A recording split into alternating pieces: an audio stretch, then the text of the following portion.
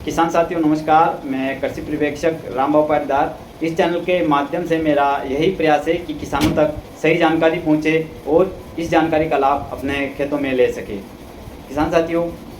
आज मैं बात करूंगा कि प्याज का जो सुरक्षित भंडारण है वो हम किस तरीके से करें जिससे हमारा प्याज अच्छे तरीके से सुरक्षित रह सके। उससे पहले मैं आप इस चैनल पर नए हो तो चैनल को सब्सक्राइब जरूर कर लें। किसान साथियों, मैं बात करूंगा कि प्याज का जो भंडारण है वो हम किस तरीके से बनाएं या फिर हम प्याज को जो स्टोर है वो हम किस तरीके से करें जिससे जो हमारा प्याज है वो लंबी अवधि तक उस भंडार गृह में टिका रहे और बाजार भाव जब अच्छे हो तब हम उसको बिक्री के लिए बाजार में बेच सकें। तो किसान साथियों, अभी जो रबी की फसल प्याज की है वो कटाई होने लग गई है, बाजार में बिक्री के लिए भी जाने लग गई है। लेकिन क्या होता है कि जो प्याज की बुआई का रकबा है वो दिनों दिन बढ़ता जा रहा है और बढ़ने के साथ साथ प्याज का जो उत्पादन भी धीरे धीरे बढ़ता जा रहा है, जिससे क्या होता है कि जो सीजन में या ऑफ सीजन में भी जो प्याज का जो बाज़ार भाव है वो कम रहता है और किसानों को जो उसका जो नुकसान भुगतना पड़ता है। किसान अभी बाज़ार में बिक्री के लिए भी बेचते हैं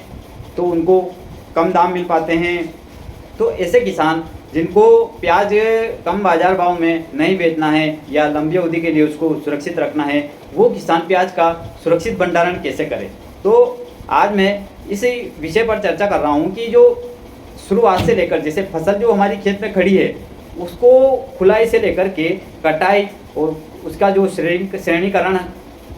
करना है, श्रेणी करने के बाद उसका जो भंडारण करना है, ये सभी प्रक्रिया में आपको क्रमबद्ध बताऊंगा। तो सर्वप्रथम मैं बात करता हूं कि जब हमारी प्याज की फसल परिपक्व हो जाती है, खेत में खड़ी है, जब परिपक्व होने के बाद अगर हमारी जो फसल है वो गिरने लग जाती है, अगर वो प्राकृतिक तरीके से अगर नहीं गिरती है तो हम उसको या तो ड्रम के माध्यम से ड्रम चला करके या पाइप के माध्यम से उसको ज़मीन पर गिरा देते हैं, जिससे क्या होता है कि तने का जो रस है वो कंद में अच्छे से चला जाता है और ये कंद है वो अच्छे से परिपक्व हो जाता है। उसके बाद ही हमको प्याज की जो खुलाई करनी है। जब हमारी जो प्याज की फसल है वो खोल लेते हैं हम, तो खोलने के बाद उसको ज़मीन पर खेत पर फैला देते हैं और उसके जो कंद है उनको पत्तों से ढक देते हैं। 3-4-5 दिन तक उनको ऐसे ढके रहने देते हैं, जिससे वो क्या है कि खेत में ही अच्छे से सूख जाते हैं। या फिर उसको तामा लगा के या पारा लगा कर भी हम उसको जगह जगह खेत में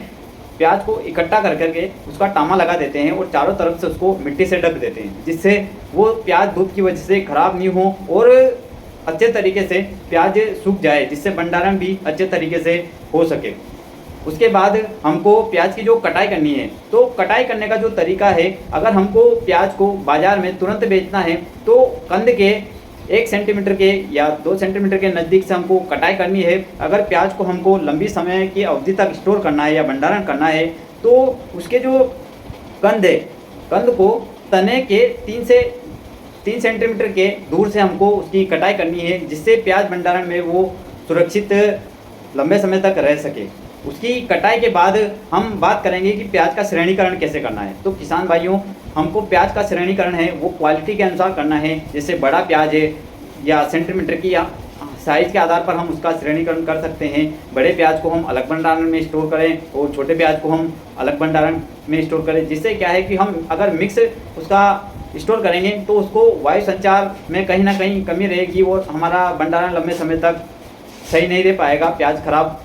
होने की ज़्यादा ये रहेगी। तो किसान साथियों, इसका जो श्रेणीकरण है हम अलग अलग तरीके से कर लें और अलग अलग तरीके से भंडारण करें। भंडारण की मैं बात करूं तो बांस की झोपड़ी नुमा आकृति की भंडारण करें भी आप बना सकते हो, लेकिन समय के अभाव में और मजदूरी आज के समय में ज़्यादा लगती है तो किसान क्या है कि बांस से प्याज भंडारण नहीं बना पाते हैं। लेकिन कृषि विभाग के द्वारा इस पर अनुदान भी दिया जाता है, लेकिन बजट के अभाव में बहुत ही कम किसान इस योजना का लाभ ले पाते हैं। लेकिन किसान साथियों, इसमें आवेदन आप जरूर कर देवें। जब भी आपका इसमें स्वीकृति जारी होगी तब आपको प्याज भंडारण पर अनुदान मिल जाएगा। उसके बाद मैं बात करूं कि किसान स्वयं के स्तर से भी प्याज भंडारण बना सकते हैं या जिनके पास ऑलरेडी भंडारण बना हुआ है तो उसमें स्टोर कैसे करें। तो जो भंडार गृह है उसकी जो ऊंचाई है वो कम से कम 10 से 12 फीट तो होनी ही चाहिए, जिससे क्या होता है कि उसमें वायु संचार अच्छे से बना रहे और जो भंडार गृह में जो खिड़कियां उसमें रहनी चाहिए या उसमें वायु संचार के लिए एग्जॉस्ट फैन लगे हुए होने चाहिए और प्याज को जो है वो जाली में नुमा आकृति गोल बना सकते हो या भंडार गृह में आप जाली को बिछा करके उसके ऊपर प्याज डाल करके उसको स्टोर कर सकते हो। तो किसान भाइयों, जो भंडार गृह है उसका जो तापमान है उसको सबसे महत्वपूर्ण है, हमको इसमें तापमान क्या रहना चाहिए, तो 25 से 30 डिग्री तापमान हमको भंडार गृह का रखना है, जिससे भंडार गृह में जो प्याज है वो लंबे समय तक टिका रहे और उसकी जो आर्द्रता है वो 70% के आसपास रहनी चाहिए। अगर उसका तापमान अधिक हो जाता है तो तापमान अधिक होने से जो प्याज है हमारा जल्दी खराब होने की आशंका रहेगी। तो किसान भाइयों, तापमान का और आर्द्रता का और जो भंडार गृह की ऊंचाई का, इन सभी का ध्यान रखें। और गर्मी के समय में जो प्याज भंडारण में एग्जॉस्ट फैन या फैन चलते हैं उसका समय समय पर बंद और चालू करने का भी ध्यान रखें, क्योंकि अधिक गर्मी जब मई जून के माह में जब गर्मी पड़ती है तब हमारे अगर पंखे दिन भर या रात भर चलते हैं तो वो बाहर की जो गर्म हवा प्याज के अंदर पहुंचाते हैं, जिससे वो प्याज जल्दी गर्म होता है और लंबे समय तक नहीं टिक पाता। तो हमको प्याज के जो भंडारण के वो पंखे हैं वो हमको समय पर चलाने हैं, ठंडे मौसम के समय या सुबह के समय या शाम के समय ही हमको पंखे चलाने हैं, जिससे हमारा प्याज खराब ना हो। और भंडार गृह की ये संपूर्ण जानकारी मैंने आपको दी है। इसमें एक और बात मैं बता दूं कि इसमें वायु संचार अच्छे से बना रहे, इसके लिए इसमें जो है वो एग्जॉस्ट फैन लगे हुए रहने चाहिए। किसान साथियों, प्याज भंडारण की मैंने संपूर्ण आपको जानकारी बता दी है। आप इन सभी बातों का ध्यान रखें और प्याज का सुरक्षित भंडारण करें, जिससे बाजार भाव जब अच्छे हो तब आप प्याज को बिक्री के लिए बेच सको। धन्यवाद।